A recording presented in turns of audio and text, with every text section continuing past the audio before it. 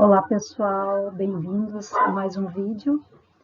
Hoje vamos estar vendo as relações e as diferenças de textos científicos e de textos literários.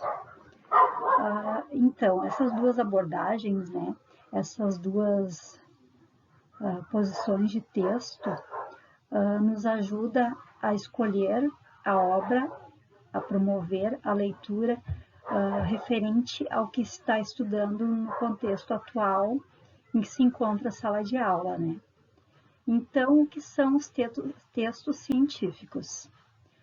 São exatamente científicos porque são aqueles que descrevem a realidade apoiados no raciocínio lógico, são textos baseados em pesquisas, lógica, baseados no concreto, no afirmativo, sendo apoiados com certezas, podendo afirmar os fatos com veracidade e afirmação. Então, esses textos, eles são produzidos mediante muita pesquisa, muita informação, são textos elaborados de maneira que tudo que se fala, tudo que está especificado nos textos científicos, teve comprovação científica, teve a comprovação dos fatos, a organização dos fatos e a elaboração do conteúdo. Então, não se trata de trabalhar o imaginário, se trata de coisas específicas com base na veracidade dos fatos, Então, às vezes, não é tão fácil da gente fazer essa diferença, essa relação entre eles. Porque, claro, que um texto, ele pode ser, sim, científico e, ao mesmo tempo, ele pode, sim, ser um texto literário. Então, vamos ver um pouquinho do texto literário. Texto literário são aqueles dedicados a construir uma realidade paralela à que nós vivemos e são apoiados pela imaginação de cada um, onde podemos usar da ficção como um horizonte para direcionarmos uma história, uma interpretação, um espetáculo, uma peça, uma obra. Nós podemos criar e recriar qualquer cenário, qualquer contexto. Podemos até designar a história para a nossa realidade. Então vejam, a gente só não pode, no texto literário, afirmar a veracidade dos fatos, pois o texto, a história, o conto, a poesia, o filme ou a música fazem parte de uma ilustração imaginária, criada a partir de nossos sentimentos e emoções, contada e recontada, se for o caso. Nos textos literários, nós temos muitas opções. A gente tem inúmeras formas de trabalhar, que nem uma coisa muito importante, os nossos sentimentos, Quem nunca relacionou um sentimento que está sentindo a uma música, Bem comum a gente fazer esse tipo de comparação, é aquela música, a gente escuta uma música, se identifica com ela e acaba que essa música está contando, daqui a pouco um pouco da nossa vivência. Episódios que estão acontecendo, que aconteceram, que possa acontecer, aquela música está traduzindo aquilo para a gente. E como é bom, a gente escutar uma música e associar há momentos felizes, há momentos descontraídos, né? Imaginar e sentir a sensação que aquela música, que aquela letra nos traz, né? Isso é fantástico. E em relação também ao teatro, né? Quando a gente vai olhar uma peça de teatro, a gente não sabe o que esperar, né, daquela, porque assim como pode ser uma história narrada, né, ela pode ter vários finais, né, dependendo de cada interpretador, né. A gente pode estar mudando o final, a gente pode estar mudando o contexto, né. Então, os textos literários, eles são infinitos para a gente poder montar, elaborar da maneira que a nossa imaginação definir, né? Vamos ver então no próximo slide. Aqui, ó. O que eu trouxe aqui para vocês, né? O famoso, né? Todo mundo já deve ter ouvido falar no Código da Vinci, né? De Dan Brown. Essas definições que a gente faz de um livro literário e um livro científico são definições bem simples, tá? E diretas, mas elas são bem consideráveis para sabermos a diferença de texto. Mas é claro que um texto podemos encontrar as duas definições, né? E aí que tá, né, que eu trouxe para vocês um bom exemplo, bem claro para vocês, que é o livro, né, ou o filme de Danton Brown, que ele usa fotos, né, fatos que aconteceram com algumas imaginações de como poderia acontecer. E é aí, então, que não podemos afirmar que seja uma obra literária ou uma obra científica, né? Então, né, o Código da Vinci, ele tem essa mistura, né? Onde ele pega lá coisas já existentes, né? Ele mostra coisas que já existem e ele implementa coisas que vêm da imaginação, que gera aquela dúvida. Isso é real, isso não é real, isso aconteceu, isso não aconteceu. Então, dificilmente esse tipo de obra vai ser específica, né? Porque ela vai ter um pouquinho dos dois, né? Então, vai depender muito da interpretação de cada pessoa para definir o que está lendo, né? Muito bom filme, olhei várias vezes, excelente, né? Muito bem elaborado. Claro que às vezes a gente aparecem muitas dúvidas, né? Do que realmente ele está tentando contar, né? Ali naquela história, né? Mas são tudo coisas, fontes de curiosidades que a gente pode ir atrás, pode estar buscando um melhor entendimento, um melhor reconhecimento das palavras, das emoções que está sendo transmitida, né, por este filme, né, ou por este livro, né. Sempre muito bom, né, todos que tiverem a oportunidade, ler o livro, olhar o filme, ou olhar o filme e ler o livro, né, vice-versa. Mas é claro que o ideal seria, né, se todos pudessem ler o livro, que ele sempre é mais rico em detalhes, e depois sim olhar o filme, né? Porque como o filme é uma mais curto, né? Olha o livro, quantas páginas, o livro vem bem mais minucioso, né? Ele nos traz muito mais detalhes, né? Do que o filme. O filme ele tem que ser num ritmo mais acelerado, num ritmo mais direto, né?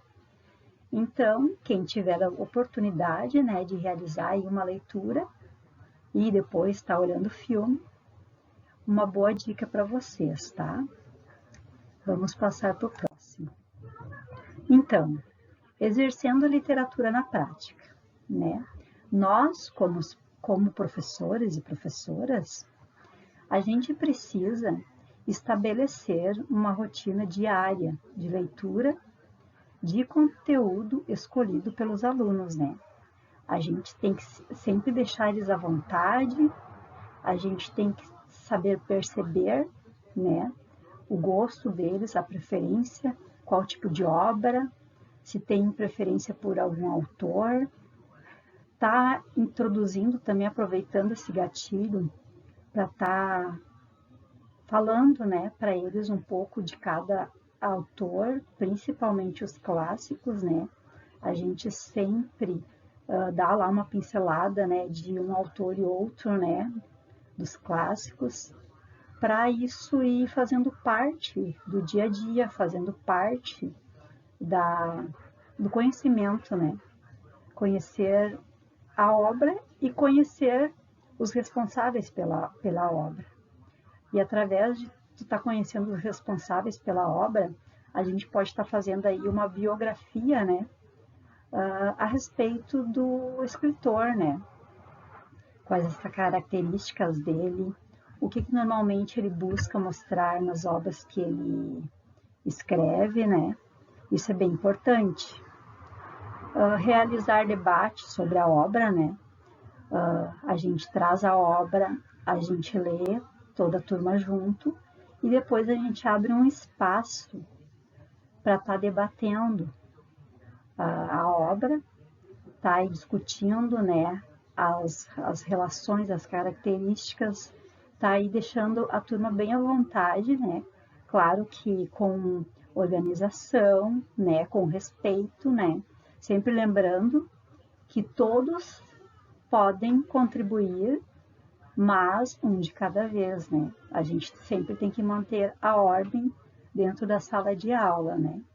Uma técnica boa, assim, que a gente usa, né, é o levantar o dedo, né, levantar a mão, né, para a gente ser justo, né, com todos, para que ninguém passe despercebido que teve vontade de compartilhar e não conseguiu, teve vontade de expor a sua opinião e não deu porque o outro interrompeu, porque o outro se adiantou, enfim.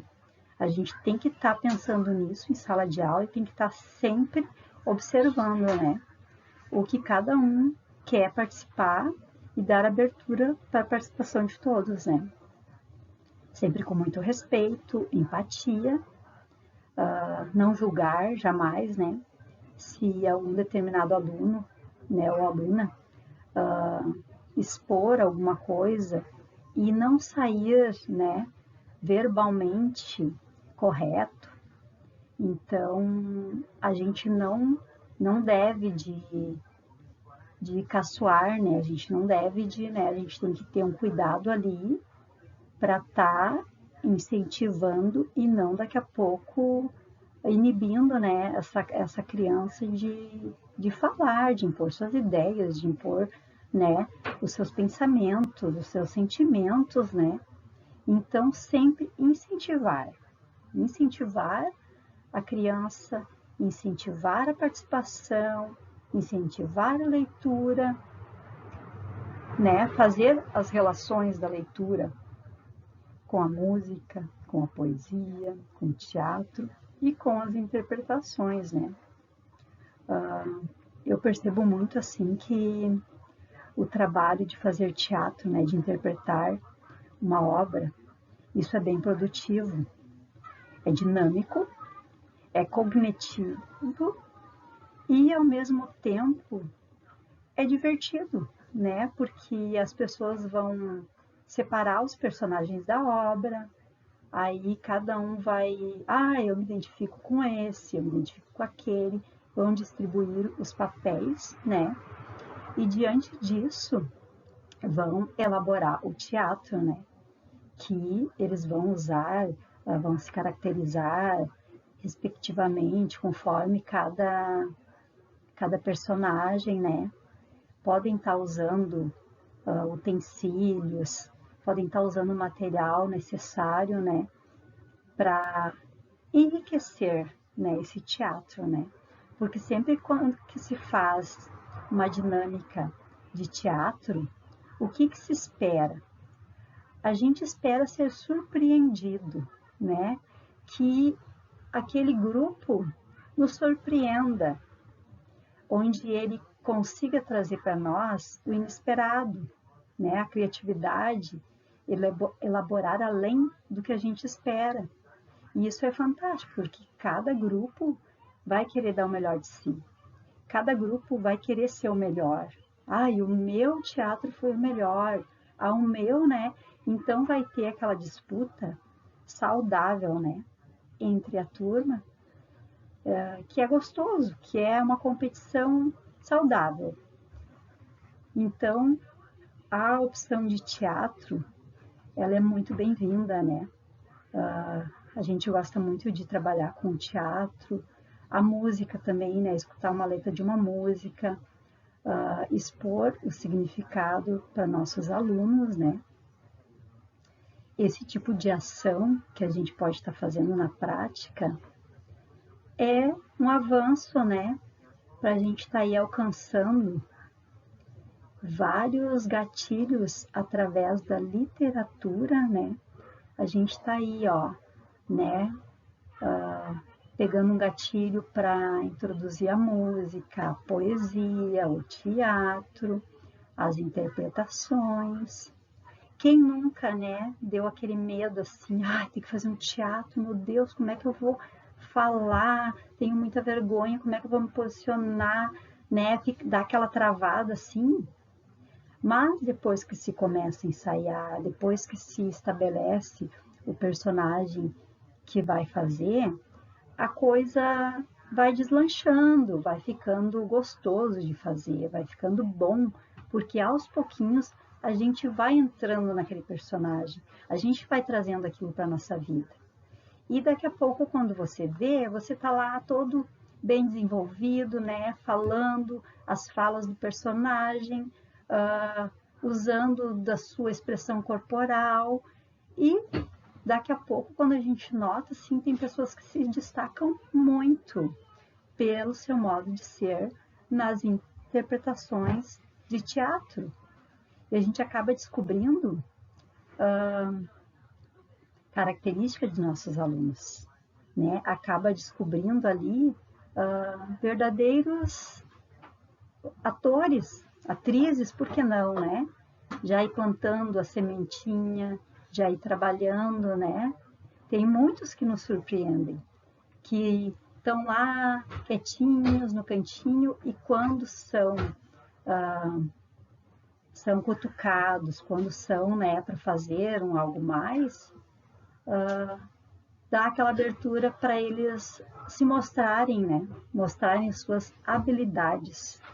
E a gente acaba descobrindo muita gente boa nessas de fazer teatro, interpretações, a gente acaba descobrindo uns eventos bem bacanas. Vamos para o outro slide.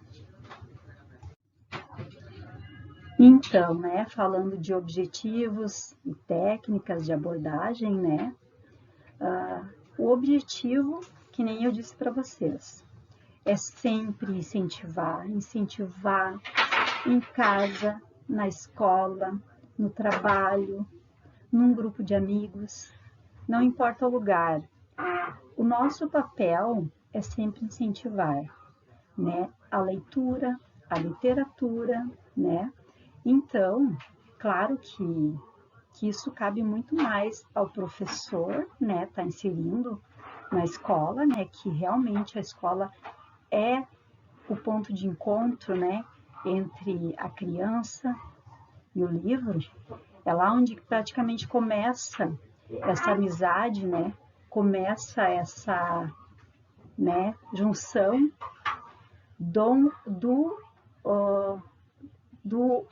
no caso do personagem, o leitor, né, a obra, é lá que começa os primeiros passos para a gente seguir nessa jornada de literatura, né?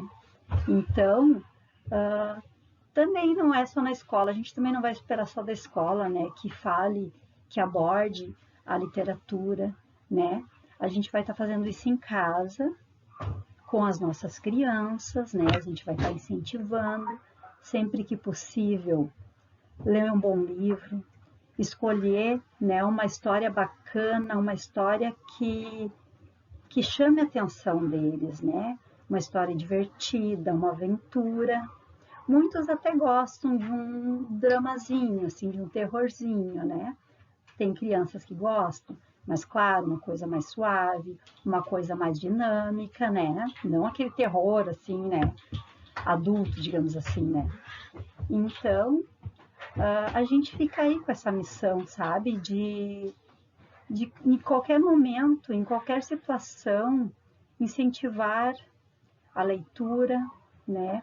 Tá buscando conhecer novas obras, tá proporcionando a um colega, a um amigo, o que você já leu, né? Por exemplo, no meu trabalho, né? A gente tem o costume de, eu leio, né? O livro, eu empresto para amiga, para colega ler. Aí ela lê, empresta para outra, a outra empresta, e assim a gente vai se trocando e acaba que todo mundo lendo bastante, né? Muitas vezes depois a gente relaciona, né, as obras uma com as outras, a gente comenta muito sobre o que leu, isso é bem bacana, né? Porque aqui eu disse para vocês, uns vão enxergar a história de uma maneira, vai ter aquele outro que já vai mais lá a fundo e já vai conseguir retirar um pouco mais daquela leitura.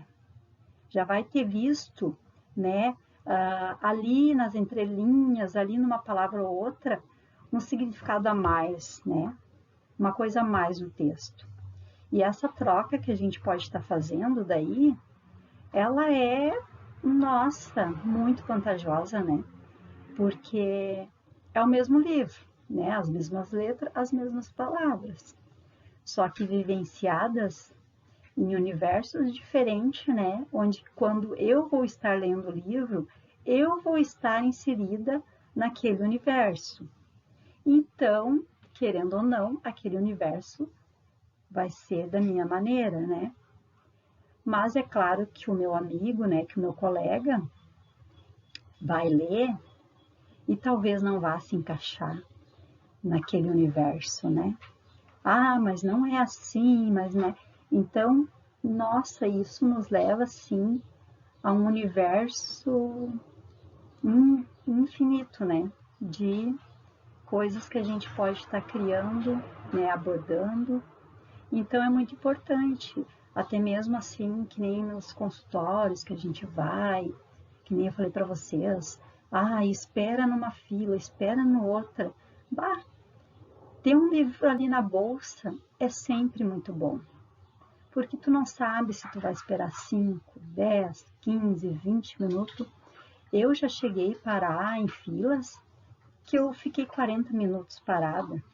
Só que o parada lendo, eu estou adquirindo conhecimento.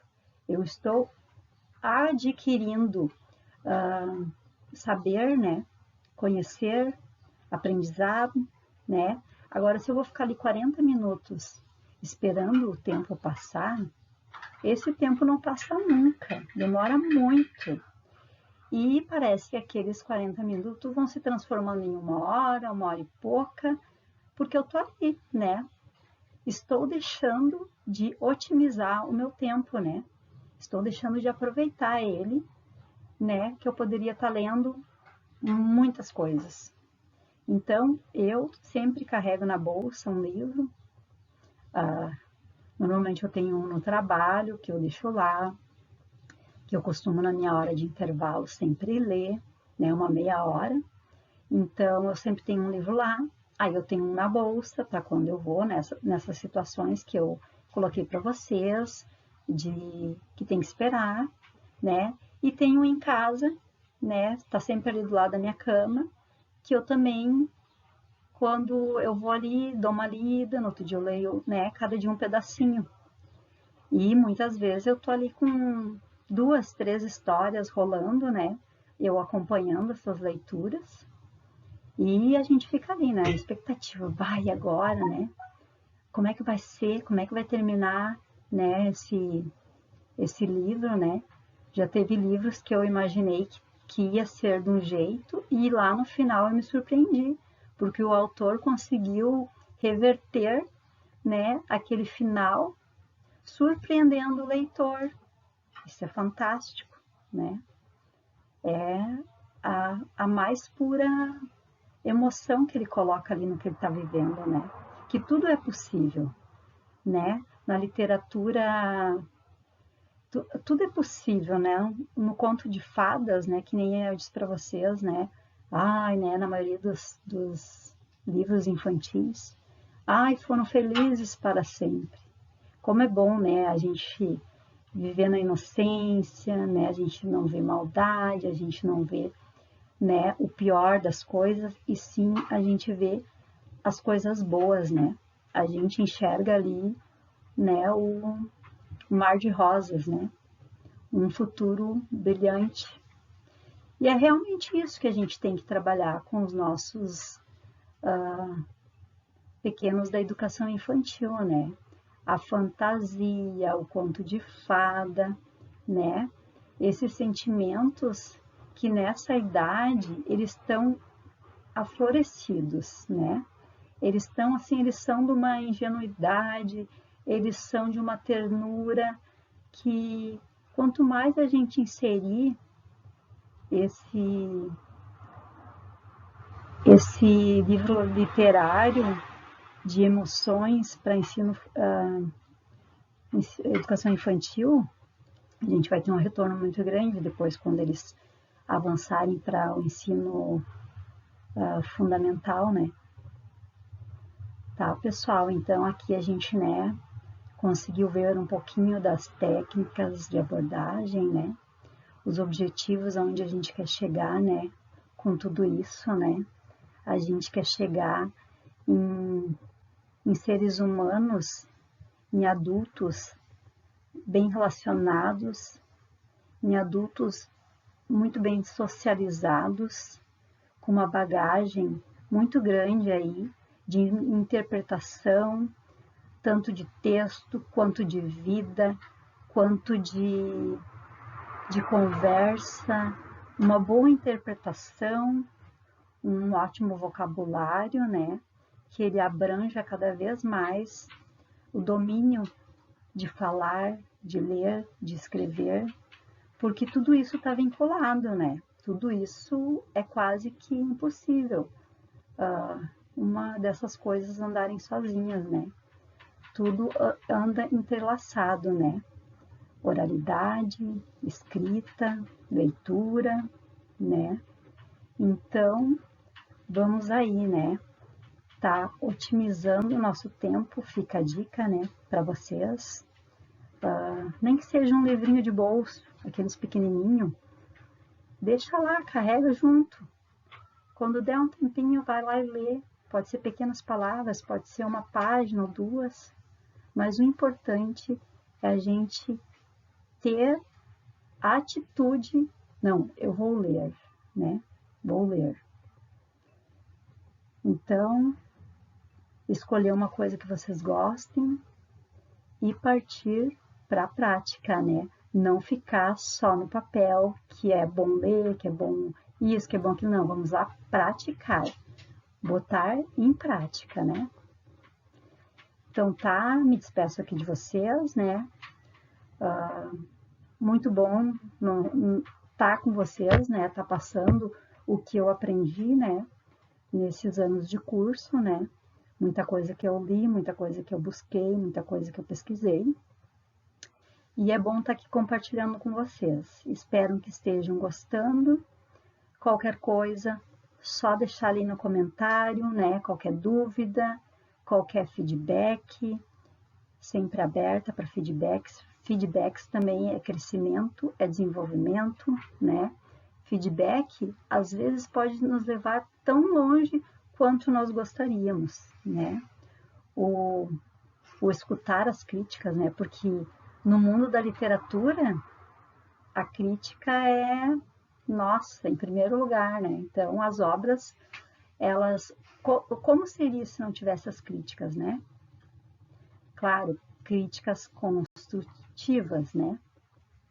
Então tá, pessoal. Valeu. Um abraço para todo mundo.